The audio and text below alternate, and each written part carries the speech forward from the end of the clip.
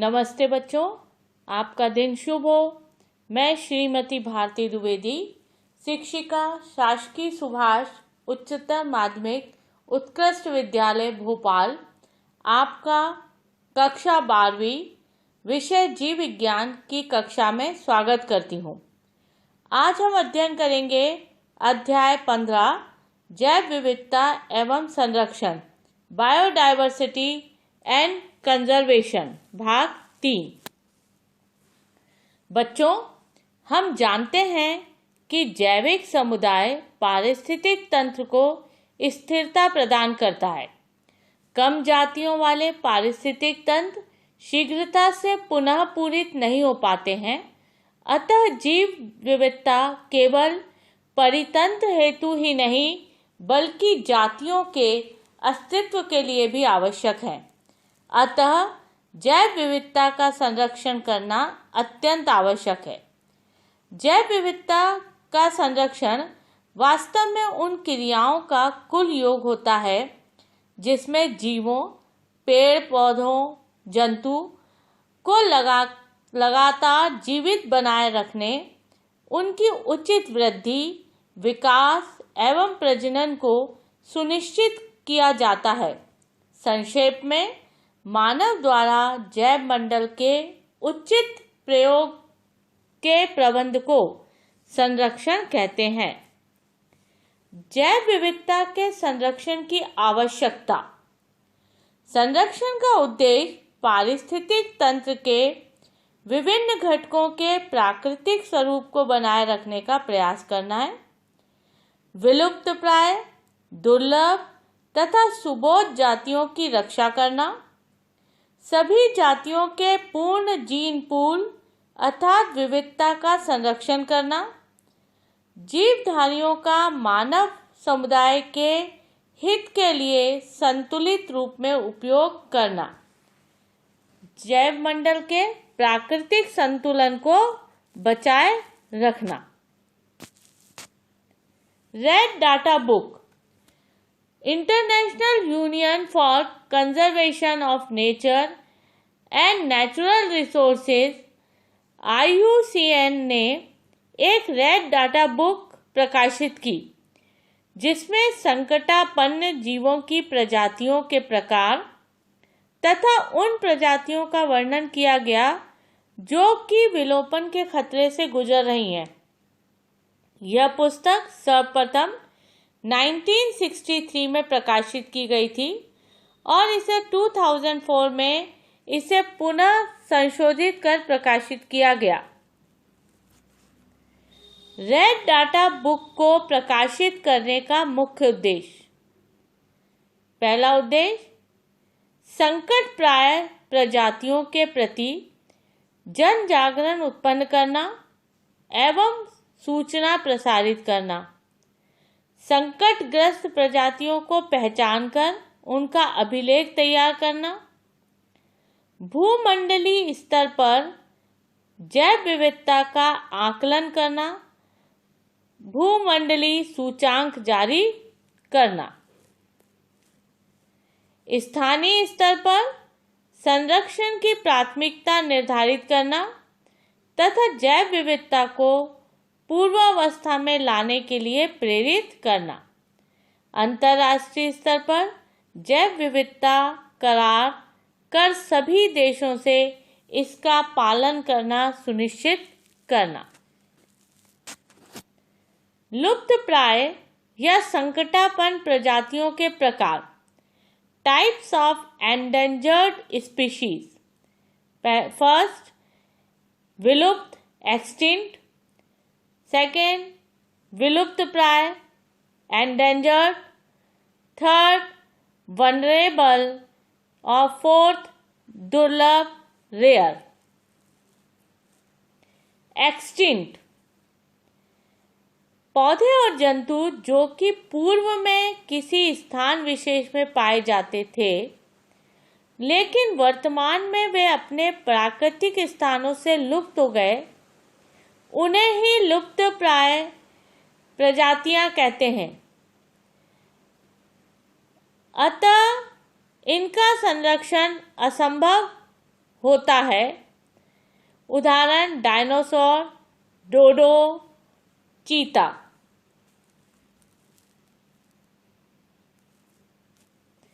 लुप्त प्राय एंडेंजर्ड, ऐसे पादप और जंतु प्रजातियां जो लुप्त होने की स्थिति में हों एवं यदि यही पारिस्थितिक परिस्थितियां बनी रहीं तब उन्हें विलुप्त होने से नहीं बचाया जा सकता, अर्थात जिन प्रजातियों के लुप्त होने का खतरा बना है उन्हें लुप्त प्राय या एंडेंजर्ड स्पीशीज बोलते हैं।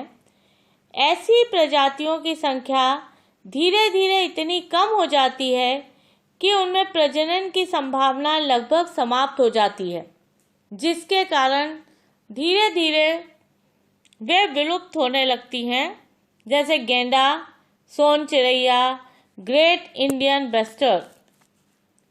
वेनरेबल, ऐसे पादप और जंतु प्रजातियां जो कि कुछ ही समय में लुप्त प्राय स्थिति में पहुंचने वाली हों उन्हें ही वेनरेबल प्रजातियां कहते हैं। यदि उन्हें लगातार इन्हीं परिस्थितियों का सामना करना पड़े तब ये प्रजातियां भी विलुप्त होने लगती हैं, जैसे उदाहरण चील, गिद्ध, सियार। दुर्लभ रेयर, ऐसी पादप और जंतु प्रजातियां जो संसार में कहीं कहीं और बहुत कम संख्या में पाई जाती हैं उन्हें दुर्लभ प्रजातियां कहते हैं। ऐसी प्रजातियां प्रारंभ से ही लुप्त प्राय या वेनरेबल नहीं होती, लेकिन धीरे धीरे लुप्त स्थिति में आ जाती हैं, अतः अंत में समाप्त हो जाती हैं। उदाहरण असम का गेंडा और बांधवगढ़ के सफेद शेर। जैव विविधता का संरक्षण, कंजर्वेशन ऑफ बायोडाइवर्सिटी। जैव विविधता का संरक्षण दो प्रकार से होता है, स्वस्थाने इन सीटू कंजर्वेशन और वही स्थाने एक्स सीटू कंजर्वेशन। स्वस्थाने संरक्षण इन सीटू कंजर्वेशन संरक्षण की वह प्रक्रिया जिसमें जीवों को उनके प्राकृतिक स्थल में ही सुरक्षित रखा जाता है, तब इसे स्वस्थाने इन सीटू संरक्षण कहते हैं। उदाहरण राष्ट्रीय उद्यान, अभयारण्य, बायोस्फीयर रिजर्व। राष्ट्रीय उद्यान। राष्ट्रीय उद्यान ऐसे बड़े क्षेत्र हैं जहां जंतुओं को मानव प्रबंधन के अंतर्गत संरक्षित किया जाता है। उदाहरण जिम कॉर्बेट राष्ट्रीय उद्यान, गिर राष्ट्रीय उद्यान, कान्हा राष्ट्रीय उद्यान। अभयारण्य। अभयारण्य ऐसे वन क्षेत्र हैं जिनकी कोई सीमा निर्धारित नहीं होती, जहां पर जीव जंतुओं को उनके प्राकृतिक आवास में कम से कम मानव हस्तक्षेप के अंदर संरक्षित किया जाता है, जहां पर पर्यटन की इजाजत हो परंतु शोध कार्य एवं वैज्ञानिक गतिविधियों का अभाव हो। भारत के प्रमुख राष्ट्रीय उद्यान और वन्यजीव अभयारण्य। असम में मानस राष्ट्रीय उद्यान, कांजीरंगा राष्ट्रीय उद्यान, ये दोनों राष्ट्रीय उद्यान एक सींग वाले गेंडे के लिए प्रसिद्ध हैं। उत्तराखंड जिम कॉर्बेट राष्ट्रीय उद्यान, यह 1936 में बना भारत का पहला राष्ट्रीय उद्यान है। इसका नाम पहले हेली नेशनल पार्क था। फूलों की घाटी राष्ट्रीय उद्यान, नंदा देवी राष्ट्रीय उद्यान। छत्तीसगढ़ में कांकेर राष्ट्रीय उद्यान, इंद्रावती राष्ट्रीय उद्यान और गुरु घासीराम दास राष्ट्रीय उद्यान। गुजरात में गिर राष्ट्रीय उद्यान, मैरीन कच्छ खाड़ी का राष्ट्रीय उद्यान, गिर राष्ट्रीय उद्यान में एशियाटिक लॉइन जो हैं उनको संरक्षित किया गया है। मध्य प्रदेश में कान्हा राष्ट्रीय उद्यान, बांधवगढ़ राष्ट्रीय उद्यान। बांधवगढ़ राष्ट्रीय उद्यान सफेद शेरों के लिए प्रसिद्ध है। पेंच राष्ट्रीय उद्यान, पन्ना राष्ट्रीय उद्यान, सतपुड़ा वन विहार राष्ट्रीय उद्यान, संजय राष्ट्रीय उद्यान, माधव राष्ट्रीय उद्यान, पालमपुर कूनो राष्ट्रीय उद्यान, मंडला फॉसिल राष्ट्रीय उद्यान और रातापानी अभ्यारण्य मध्य प्रदेश में सबसे अधिक राष्ट्रीय उद्यान हैं और मध्य प्रदेश में सबसे अधिक टाइगर भी प्राप्त है। उत्तर प्रदेश दूधवा राष्ट्रीय उद्यान, चंद्रप्रभा वन्य जीव विहार। राजस्थान में केवला देवी राष्ट्रीय उद्यान, यह साइबेरियन क्रेन नामक प्रवासी पक्षी का आश्रय स्थल है। कि रणथंभौर राष्ट्रीय उद्यान, मरुस्थली राष्ट्रीय उद्यान, घाना राष्ट्रीय उद्यान, माउंट आबू अभ्यारण्य। मणिपुर केवलपुल लामजाओ राष्ट्रीय उद्यान, केवलपुल लामजाओ राष्ट्रीय उद्यान मणिपुर विश्व का एकमात्र तैरता राष्ट्रीय पार्क है। ओडिशा भीतरकनिका राष्ट्रीय उद्यान, सिमलीपाल राष्ट्रीय उद्यान, नंदनकानन राष्ट्रीय चिड़ियाघर और चिल्का झील अभ्यारण्य। सिक्किम में कंचनजंगा राष्ट्रीय उद्यान, झारखंड में बेताल राष्ट्रीय उद्यान, हजारीबाग राष्ट्रीय उद्यान, कर्नाटक में बांदीपुर राष्ट्रीय उद्यान, नागरगोल राष्ट्रीय उद्यान, केरल में साइलेंट वैली, पेरियार राष्ट्रीय उद्यान। पेरियार राष्ट्रीय उद्यान जो है वो जंगली हाथियों के लिए प्रसिद्ध है। अन्नामुदाई राष्ट्रीय उद्यान, एर्नाकुलम राष्ट्रीय उद्यान। राष्ट्रीय उद्यान व वन्य जीव अभ्यारण्यों में अंतर।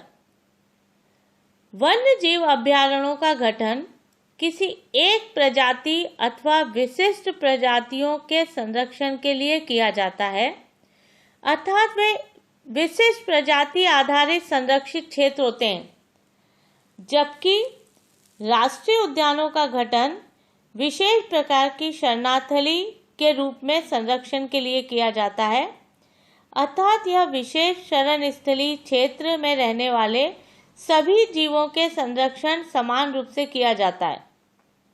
राष्ट्रीय पार्क में किसी भी प्रकार के अधिवास और मानवीय गतिविधि की अनुमति नहीं होती। यहाँ तक कि जानवरों को चराने और जंगली उत्पादों को इकट्ठा करने की भी अनुमति नहीं होती, जबकि वन्य जीव अभ्यारण्य में मानवीय गतिविधियों की अनुमति दी जाती है। एक वन्य जीव अभ्यारण्य में शिकार अनुमति के बिना निषिद्ध है, हालांकि चराई और मवेशियों की आवाजाही की अनुमति है, जबकि राष्ट्रीय उद्यान में शिकार और चराई पूरी तरीके से निषिद्ध है, बंद है। एक वन्य जीव अभ्यारण्य को राष्ट्रीय पार्क में परिवर्तित किया जा सकता है, जबकि एक राष्ट्रीय पार्क को अभ्यारण्य में घोषित नहीं किया जा सकता। वन्य जीव अभ्यारण्य और राष्ट्रीय पार्क दोनों की घोषणा राज्य सरकार केवल आदेश देकर कर सकती है, जबकि सीमा के परिवर्तन के लिए राज्य विधानमंडल को एक संकल्प पारित करना होता है। वर्तमान में भारत में 105 राष्ट्रीय उद्यान और 531 अभ्यारण्य सेंचुरीज हैं। Biosphere reserve. बायोस्फीयर रिजर्व ऐसे स्थल हैं जहां पर पेड़ पौधे प्राकृतिक कम से कम प्रभावित, मानव द्वारा रूपांतरित और अवनति प्राप्त पारिस्थितिक तंत्रों व अन्य जीवों को सुरक्षित रखा जाता है। बायोस्फीयर रिजर्व प्रोग्राम को सर्वप्रथम यूनेस्को द्वारा 1971 में मैन एवं बायोस्फीयर प्रोग्राम के अंतर्गत प्रारंभ किया गया। बायोस्फीयर रिजर्व के उद्देश्य प्रत्येक पारिस्थितिक तंत्र के प्रतिनिधि नमूनों की जानकारी रखना, लंबे समय तक आनुवंशिक विविधता का संरक्षण करना, बेसिक एवं व्यवहारिक अनुसंधानों को बढ़ावा देना, जैविक अनुसंधानों के उचित प्रबंधन को बढ़ावा देना, शिक्षा एवं परीक्षण हेतु के क्षेत्र में नई संभावनाओं को ढूंढना। संक्षेप में कह सकते हैं कि बायोस्फीयर रिजर्व प्रोग्राम जो है वो 4 सम्मिलित उद्देश्यों की पूर्ति करता है: संरक्षण, शोध कार्य, शिक्षा, स्थानीय भागीदारी। बायोस्फीयर रिजर्व के क्षेत्र। बायोस्फीयर रिजर्व को निम्नलिखित क्षेत्रों में विभाजित किया गया है: कोर क्षेत्र, कोर एरिया। यह क्षेत्र बायोस्फीयर रिजर्व का बिल्कुल प्राकृतिक अवस्था में संरक्षित रखा जाने वाला क्षेत्र है। यह मानव द्वारा बहुत कम प्रभावित होता है। वानिकी क्षेत्र, फॉरेस्ट जोन। इसके अंतर्गत चुने हुए निर्जन क्षेत्र और मानव द्वारा विकसित ऐसे वन क्षेत्र आते हैं जहां से पहले वनों को काट दिया गया था। पर्यटन क्षेत्र, टूरिज्म जोन। बायोस्फीयर के वे क्षेत्र जिन्हें पर्यटन, ट्रेनिंग और शिक्षण के लिए चिन्हित किया गया होता है, पर्यटन क्षेत्र के रूप में सूचित किया गया है। कृषि क्षेत्र, एग्रीकल्चर जोन। इसके अंतर्गत बायोस्फीयर रिजर्व के वे क्षेत्र आते हैं जिन्हें जनजाति वनवासियों की खेती हेतु सुरक्षित रखा गया है। पुनः स्थापना क्षेत्र। इसके अंतर्गत वे अवनति प्राप्त क्षेत्र आते हैं जिन्हें फिर से प्राकृतिक बनाया गया है या बनाए जाने की कोशिश की जा रही है। भारत के बायोस्फीयर रिजर्व की सूची। भारत में निम्नलिखित बायोस्फीयर रिजर्व्स हैं: नीलगिरी बायोस्फीयर रिजर्व, तमिलनाडु, कर्नाटक, केरल में। यह देश का सबसे पहला स्थापित बायोस्फीयर रिजर्व है। मन्नार की खाड़ी, तमिलनाडु। सुंदरवन, पश्चिम बंगाल में। नंदा देवी नेशनल पार्क और बायोस्फीयर रिजर्व, उत्तराखंड में। कोकरेक, मेघालय में। पचमढ़ी बायोस्फीयर रिजर्व, मध्य प्रदेश में। सिमलीपाल, उड़ीसा में। अचानक कमार, अमरकंटक, मध्य प्रदेश और छत्तीसगढ़ में। ग्रेट निकोबार द्वीप बायोस्फीयर रिजर्व, अंडमान द्वीप समूह में। अगस्त मलाई बायोस्फीयर रिजर्व, तमिलनाडु और केरल में। मानस जो है वो असम में। डिब्रू सेखाव, असम में। दिहांग बियांग, अरुणाचल में। कंचनजंगा, सिक्किम में। कच्छ का रण, गुजरात में। कोल्ड डेजर्ट, हिमाचल प्रदेश में। शेषचलम पहाड़ियाँ, आंध्र प्रदेश में। और पन्ना, मध्य प्रदेश में। वही स्थानीय संरक्षण, XC2 संरक्षण। यदि वन्य जीवों को उनके प्राकृतिक परिवेश से हटाकर कृत्रिम रूप से विकसित किया गए नए स्थान पर रखा जाए तो यह संरक्षण प्रक्रिया वही स्थानीय संरक्षण XC2 संरक्षण कहलाता है। उदाहरण: वानस्पतिक उद्यान, बीज बैंक, जीन बैंक, कृषि अनुसंधान और चिड़ियाघर।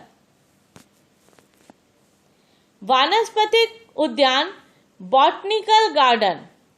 वानस्पतिक उद्यान वे विशिष्ट स्थान होते हैं जहां पर विशेष प्रकार के पौधे अपने पारिस्थितिक परिवेश से लाकर कृत्रिम रूप से प्राकृतिक वातावरण के अनुरूप स्थिति प्रदान कर प्राकृतिक जीवित अवस्था में संरक्षित किए जाते हैं।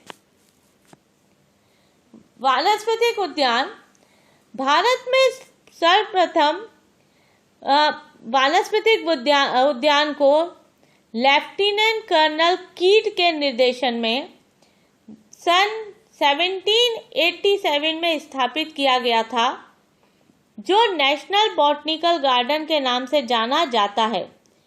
यह हुगली नदी के पश्चिमी किनारे पर स्थित 273 एकड़ क्षेत्र में फैला हुआ है। यह एशिया का सबसे बड़ा उद्यान माना जाता है। इसमें 12,000 पौधे लगाए गए हैं। 250 वर्ष पुराना 1600 प्रॉप रूट युक्त बरगद का वृक्ष है यहाँ, जिसे हम महाबरगद वृक्ष ग्रेट बनियान ट्री कहते हैं। आप इस चित्र में ग्रेट बनियान ट्री का चित्र देख रहे हैं। ये Calcutta botanical garden Acharya Jagdish Chandra Bose Indian botanical garden of India Calcutta में है। और दूसरे चित्र में आप उसकी प्रॉप रूट्स देख रहे हैं। ये बहुत विस्तृत वृक्ष है। जंतु उद्यान जूलॉजिकल गार्डन। जंतु उद्यान को सामान्य भाषा में चिड़ियाघर भी कहा जाता है। पारिभाषिक दृष्टि से यह वह सुरक्षित एवं संरक्षित स्थान जहां पर अनेक वन्य प्राणियों को एक साथ जीवित अवस्था में सुरक्षित तौर पर प्रदर्शन हेतु रखा जाता है, जंतु उद्यान कहलाता है। Seed bank. बीजों को यदि -10 डिग्री सेंटीग्रेड से -20 डिग्री सेंटीग्रेड तक रखा जाए तो इन्हें काफ़ी समय तक जीवन क्षमता वाइबल बनाया जा सकता है। एक ही स्थल पर कम तापमान पर अनेक दुर्लभ और लुप्तप्राय पौधों के बीजों को संचित कर संग्रहित करना ही बीज बैंक कहलाता है। क्रायो संरक्षण। ऊतक संवर्धन द्वारा भी लुप्तप्राय, दुर्लभ, भयातुर जातियों को संरक्षित किया जा सकता है। यह विधि विशेषकर उन पौधों के लिए लाभकारी है जिनमें बीज नहीं बनते, जैसे गन्ना, केला, अरबी आदि। ऊतक संवर्धन द्वारा पौधों के क्लोन को -196 डिग्री सेंटीग्रेड पर संग्रहित करके लंबे समय तक रखा जाता है। यह प्रक्रिया ही क्रायो संरक्षण या कहलाती है।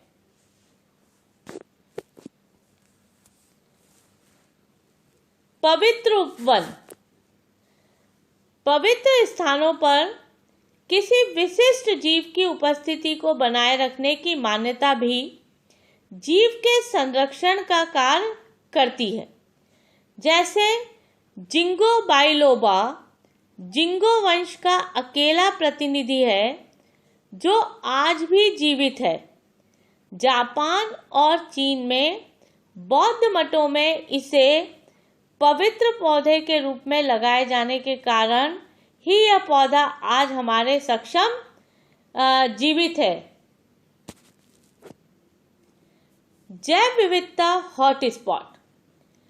जैव विविधता हॉटस्पॉट या आकर्षण केंद्र की अवधारणा 1988 में नॉर्मन मायर्स द्वारा विकसित की गई थी, जब उन्होंने उष्णकटिबंधीय जंगल पर शोध करते हुए यह पाया कि पौधों की प्रजातियों के साथ साथ उनके आवास भी विलुप्ति की ओर जा रहे हैं।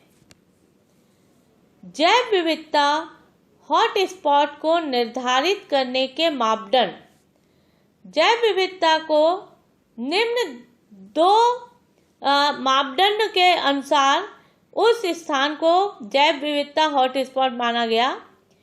पहला है, इसमें कम से कम 1500 संवहनी पौधे होने चाहिए जो उस क्षेत्र के अलावा कहीं नहीं पाए जाते हों।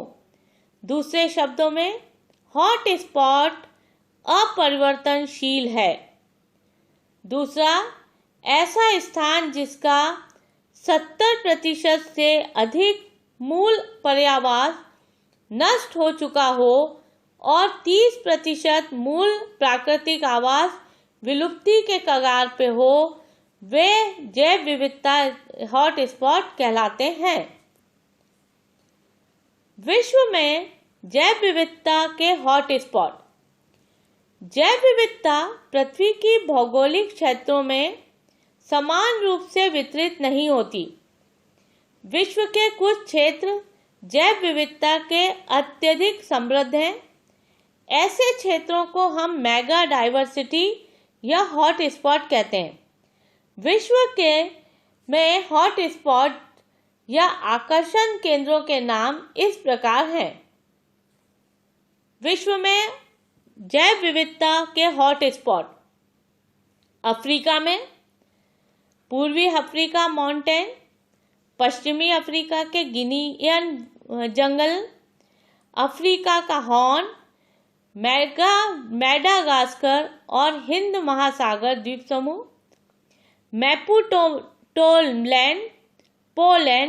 पोडोलैंड, अल्बानी हॉटस्पॉट, सिक्यूलैंड करो, पूर्वी मलेशियन द्वीप। एशिया और ऑस्ट्रेलिया के हॉटस्पॉट: हिमालयी हॉटस्पॉट, पूर्वी हिमालय, जापान जैव विविधता हॉटस्पॉट, दक्षिण पश्चिम चीन के पर्वत, न्यू कैनेडिया, न्यूजीलैंड जैव विविधता हॉटस्पॉट, फिलीपींस जैव विविधता हॉटस्पॉट, टुम्बस चोको मगदलेना, चिली सर्दी वर्षावन, दक्षिण अमेरिका के ब्राजील के सेराडो, उष्णकटिबंधीय एंडीज, अटलांटिक जंगल, यूरोप और मध्य एशिया के काकेशस क्षेत्र, ईरान अगोतीना क्षेत्र। भारत में जैव विविधता के हॉटस्पॉट। भारत में मुख्य रूप से ये निम्न हॉटस्पॉट हैं: पश्चिमी घाट, द वेस्टर्न घाट्स, पूर्वी हिमालय, द ईस्टर्न हिमालय, एंडोवर्मा। ये भारत के मुख्य जैव विविधता के हॉटस्पॉट और आकर्षण का केंद्र हैं। संकटापन्न प्रजातियों के लिए विशिष्ट योजनाएं: पहली, बाघ परियोजना।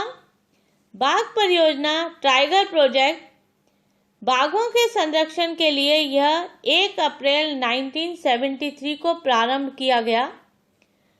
2000 ईस्वी तक भारत में 14 राज्यों में 27 बाघ परियोजना के अंतर्गत राष्ट्रीय उद्यानों में बाघों को आकर्षण केंद्र स्थापित किए जा चुके हैं।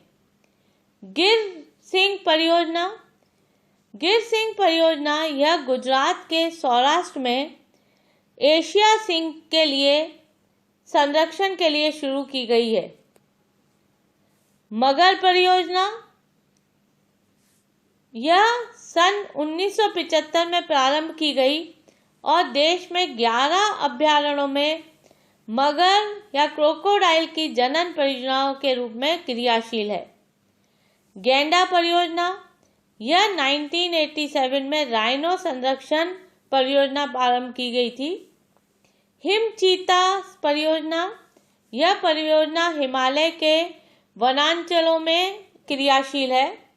हाथी परियोजना हाथियों के संरक्षण के लिए 1992 में यह परियोजना प्रारंभ की गई थी।